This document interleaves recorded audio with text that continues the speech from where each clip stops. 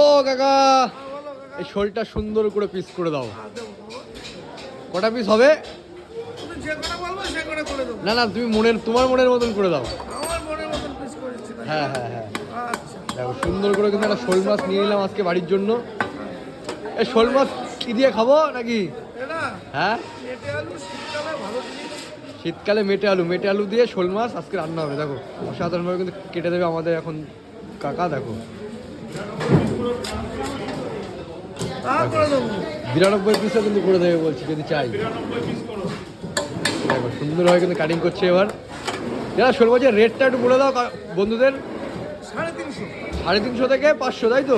350 থেকে 500। দেখো বিগ সাইজের শোল আছে, এইদিকে আছে এটা হচ্ছে 350, আর এদিকে এটা হচ্ছে 500। দেখো কাটছে, দেখো হ্যাঁ পিস পুরো করে রাখছে। দেখো পুরো অরিজিনাল বিলের শোল কিন্তু, কি কাকা তাই তো? হ্যাঁ, অরিজিনাল বিলের শোল। দেখো অরিজিনাল বিলের শোল সুন্দর করে পিস করে দিল। শোল মাছ নিয়ে এলাম আজকে বাড়ির জন্য। দেখো এই যে হয়ে গেল।